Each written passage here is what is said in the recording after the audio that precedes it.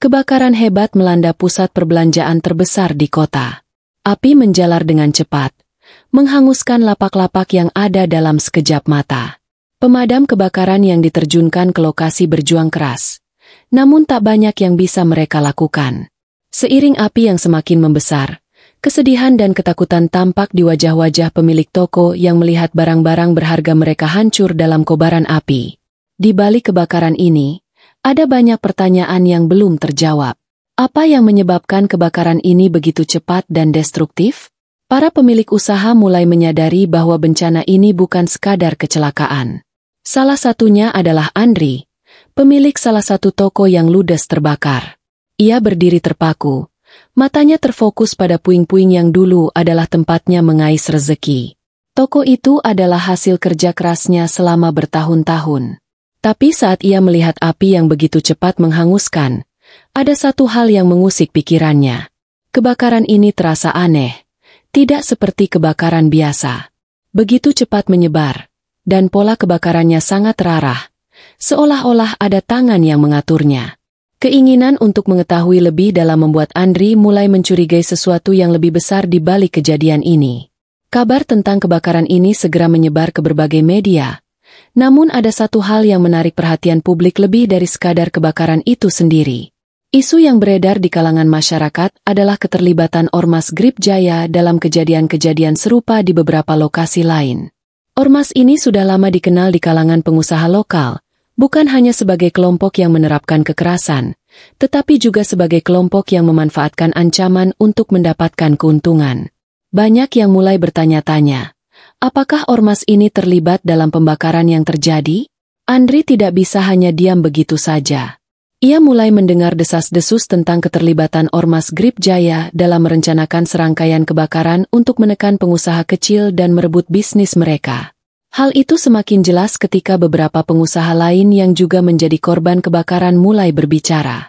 Mereka mengungkapkan bahwa Ormas Grip Jaya telah melakukan ancaman dan meminta sejumlah uang dengan iming-iming perlindungan. Andri semakin merasa curiga. Ia tahu bahwa kebakaran ini lebih dari sekadar kebetulan. Ada rencana besar yang sedang dimainkan di baliknya. Andri mulai berbicara dengan pengusaha lainnya yang memiliki pengalaman serupa. Mereka semua mengungkapkan kejadian-kejadian yang tidak biasa, ancaman dari ormas yang semakin intens, dan penawaran perlindungan yang semakin mahal. Mereka mulai berpikir bahwa kebakaran yang melanda pusat perbelanjaan itu bukan hanya kebetulan. Ada motif ekonomi yang lebih besar yang bekerja di baliknya.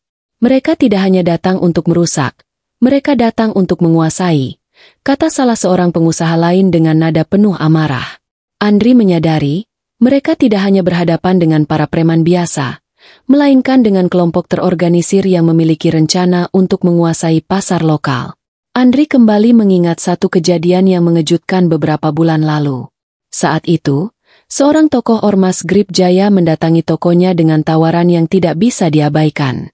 Dengan sikap yang penuh wibawa, pria itu menawarkan perlindungan untuk toko Andri. Harga yang ditawarkan jauh lebih tinggi dari apa yang bisa ia bayar, dan Andri merasa tidak membutuhkan perlindungan tersebut. Ia menolak tawaran itu dengan tegas, berpikir bahwa bisnisnya bisa berdiri sendiri tanpa bantuan siapapun. Namun, kini setelah kebakaran itu, Andri mulai berpikir apakah penolakan tersebut menjadi pemicu bagi serangan yang ia terima. Kebakaran itu terlalu terencana dan tepat sasaran. Seakan-akan ada yang ingin menghancurkan bisnisnya. Semakin banyak pengusaha yang mulai berbicara, dan Andri semakin yakin bahwa ada sesuatu yang lebih besar yang sedang terjadi. Ormas Grip Jaya bukan hanya preman biasa. Mereka memiliki pengaruh yang sangat besar di balik layar. Andri mulai mendengar cerita tentang pengusaha-pengusaha lain yang sebelumnya juga menolak menawarkan perlindungan dari ormas itu. Namun, mereka tidak berani berbicara terbuka karena ancaman yang datang. Kini, Andri tahu bahwa ia bukan satu-satunya yang menjadi target. Ormas ini bergerak secara sistematis, menekan, mengancam, dan menguasai dengan cara yang sangat terorganisir. Suatu malam, Andri mendapat sebuah pesan singkat yang mengubah segalanya. Pesan tersebut datang secara anonim dan hanya berisi satu kalimat. Kamu bukan satu-satunya yang menjadi target mereka. Andri merasa terkejut sekaligus lega. Ternyata, ada orang lain yang juga menyadari adanya kekuatan gelap yang menggerakkan Ormas Grip Jaya. Pesan itu seolah memberi harapan bahwa mungkin ada jalan keluar dari situasi yang sangat mencekam ini. Namun, Andri juga tahu bahwa ia harus berhati-hati. Tidak semua yang menawarkan bantuan bisa dipercaya. Ia mulai merencanakan langkah selanjutnya dengan lebih hati-hati. Hari berikutnya, Andri bertemu dengan Dina, seorang jurnalis investigasi yang sudah lama mengusut aktivitas Ormas Grip Jaya. Dina telah menelusuri jejak mereka selama bertahun-tahun dan menemukan banyak kejanggalan dalam operasi mereka. Kebakaran ini mungkin hanya puncak gunung es, kata Dina. Ada banyak pengusaha yang sudah terpaksa menyerah atau bahkan diam-diam disewa untuk menghancurkan pesaing mereka. Kata-kata Dina semakin menguatkan keyakinan Andri bahwa Ormas Grip Jaya tidak hanya beroperasi di jalanan, tetapi juga memiliki jaringan luas yang mengendalikan banyak aspek bisnis lokal. Ini lebih dari sekadar kekerasan. Ini adalah upaya untuk mengambil alih ekonomi. Dina mulai mengungkapkan lebih banyak tentang Ormas Grip Jaya. Ia berbicara tentang cara mereka mengontrol wilayah tertentu dan menekan bisnis dengan cara yang sangat terstruktur. Ormas ini tidak hanya mengandalkan kekerasan fisik, tetapi juga memanipulasi pasar dengan ancaman yang lebih subtil. Mereka memiliki kaki tangan di berbagai sektor, kata Dina. Ormas ini tidak hanya menekan, mereka memanipulasi dan mengatur ekonomi lokal sesuai dengan kehendak mereka. Andri mendengarkan dengan seksama, merasa ngeri sekaligus terkejut. Tak ada yang tahu seberapa dalam akar kekuasaan Ormas ini. Namun, ia tahu satu hal, untuk melawan mereka, mereka membutuhkan bukti yang kuat dan strategi yang matang. Andri dan Dina akhirnya mengumpulkan bukti yang cukup untuk menunjukkan keterlibatan Ormas Grip Jaya dalam kebakaran yang melanda pusat perbelanjaan itu. Namun, mereka segera menyadari bahwa tantangan mereka tidak hanya berhenti di situ. Mengungkapkan kebusukan Ormas Grip Jaya bukanlah hal yang mudah. Ormas ini sangat berkuasa dan memiliki jaringan yang tersebar luas di berbagai kalangan, bahkan di kalangan aparat. Setiap langkah yang mereka ambil harus sangat hati-hati. Kita tidak bisa terburu-buru, kata Dina. Penyelidikan ini harus dilakukan dengan rencana yang matang. Kalau tidak, kita bisa berisiko besar. Andri merasa cemas, tetapi ia tahu ini adalah satu-satunya cara untuk mendapatkan keadilan. Tidak ada jalan mundur lagi. Pihak berwenang tampaknya tidak bersemangat untuk menangani kasus ini. Meskipun mereka memiliki bukti yang cukup, ada ketakutan yang nyata di kalangan aparat untuk bertindak melawan Ormas Grip Jaya. Banyak yang takut akan reaksi Ormas. Bahkan beberapa petugas diam-diam memberikan sinyal bahwa mereka tidak ingin terlibat lebih jauh. Andri merasa kecewa. Ia menyadari bahwa pertempuran ini tidak hanya melawan Ormas, tetapi juga melawan sistem yang telah terkontaminasi oleh kekuasaan mereka. Dina, yang sudah lama bekerja di media, merasakan hal yang sama. Kita harus membuat suara kita didengar lebih keras, ujarnya. Jika tidak, kita hanya akan menjadi bagian dari sistem yang melindungi mereka.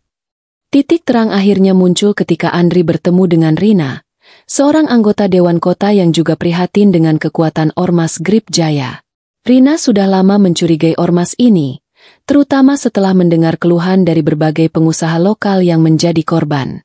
Kita tidak bisa diam lagi, kata Rina dengan penuh keyakinan. Jika mereka terus mengendalikan bisnis lokal, ekonomi kota ini akan hancur. Kita harus mengambil tindakan bersama. Andri merasa lega karena akhirnya ada seseorang yang berada di posisi kekuasaan yang mendukung perjuangannya. Rina bersedia membantu mereka dengan menghubungkan Andri dan Dina dengan jaringan pihak-pihak yang juga ingin melawan Ormas, termasuk pengusaha lain yang telah menjadi korban. Namun, rencana ini tidaklah mudah. Ormas Grip Jaya dengan cepat menyadari bahwa mereka mulai terpojok, dan mereka mulai memperkuat ancaman terhadap siapa saja yang berani melawan mereka. Beberapa orang yang telah bergabung dalam aliansi mulai menerima ancaman serius, bahkan ada yang mengalami kekerasan fisik. Salah satu pengusaha yang baru saja berani bersuara ditemukan tak bernyawa di kediamannya. Ini menjadi peringatan keras bagi Andri dan yang lainnya. Mereka tahu bahwa mereka sedang melawan kekuatan yang tidak hanya besar, tetapi juga sangat kejam. Kita harus lebih berhati-hati, kata Dina. Mereka bisa mengancam, tapi kita punya kebenaran di sisi kita. Namun, meskipun ancaman semakin besar, semangat untuk melawan Ormas Grip Jaya semakin menguat. Andri menyadari bahwa jika mereka terus diam, maka yang akan kalah bukan hanya mereka, tetapi seluruh kota. Mereka tidak bisa membiarkan Ormas menguasai segalanya dengan cara yang tidak sah.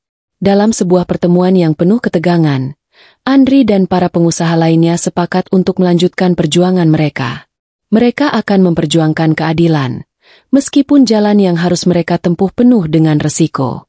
Kita harus melawan ini, meski dengan segala cara, kata Andri. Jika kita tidak, siapa lagi yang akan melakukannya? Tindakan Ormas Grip Jaya semakin menjadi-jadi. Ancaman fisik kini tidak hanya diarahkan kepada para pengusaha, tetapi juga kepada anggota aliansi yang berani bersuara. Andri dan Dina merasa ketakutan, namun mereka tahu bahwa ini adalah titik balik. Suatu malam, salah satu anggota aliansi ditemukan tewas di rumahnya. Kematian ini bukanlah kecelakaan, melainkan peringatan keras dari Ormas Grip Jaya. Kabar ini menyebar cepat di kalangan pengusaha yang terlibat dalam perlawanan, membuat banyak dari mereka mulai ragu. Namun, bagi Andri, ini justru semakin memperjelas apa yang harus mereka lakukan. Mereka ingin kita takut, kata Andri dengan suara tegas. Tapi kita tidak bisa menyerah. Dengan tegas, Andri memutuskan untuk melawan rasa takut itu. Ia tahu, jika mereka mundur sekarang, mereka akan mengubur harapan bagi para pengusaha lain yang terjepit oleh kekuasaan Ormas. Kita harus terus berjuang, katanya kepada Dina. Kita harus membuat mereka merasa terpojok, bukan kita yang mundur. Dina, yang semakin terlibat dalam penyelidikan ini, semakin yakin bahwa bukti-bukti yang mereka miliki bisa menjadi senjata ampuh. Mereka memutuskan untuk mengungkapkan semuanya ke publik, meskipun mereka tahu akan menghadapi rintangan yang berat. Meskipun risiko semakin tinggi, mereka tak bisa berdiam diri. Mereka tidak hanya berjuang untuk diri mereka sendiri, tetapi juga untuk kebebasan ekonomi kota mereka.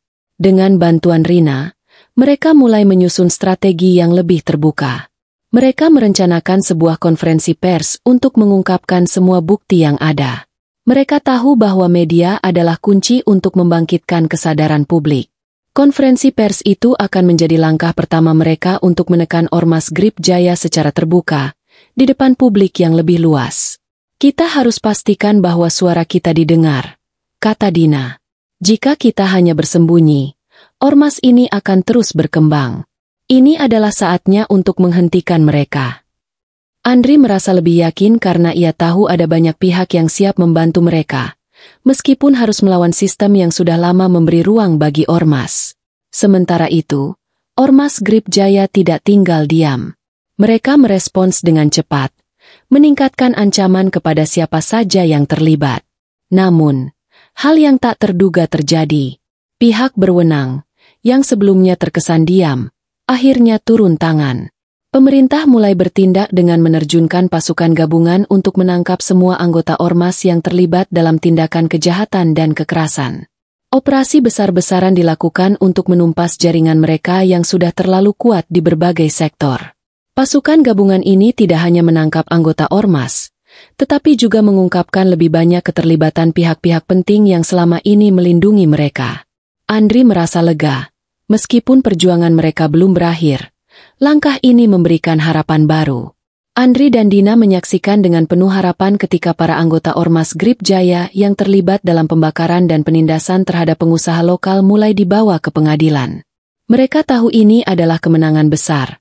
Tetapi mereka juga sadar bahwa jalan untuk benar-benar menghancurkan jaringan Ormas ini masih panjang. Kita masih harus terus mengawasi, kata Dina. Namun, setidaknya kita sudah memulai perubahan. Andri merasa ada sedikit kelegaan, namun perjuangan mereka belum selesai. Mereka harus memastikan agar tidak ada lagi Ormas serupa yang muncul dan melukai ekonomi lokal. Dengan tekad yang lebih kuat, mereka siap untuk terus melawan demi masa depan yang lebih baik bagi kota mereka.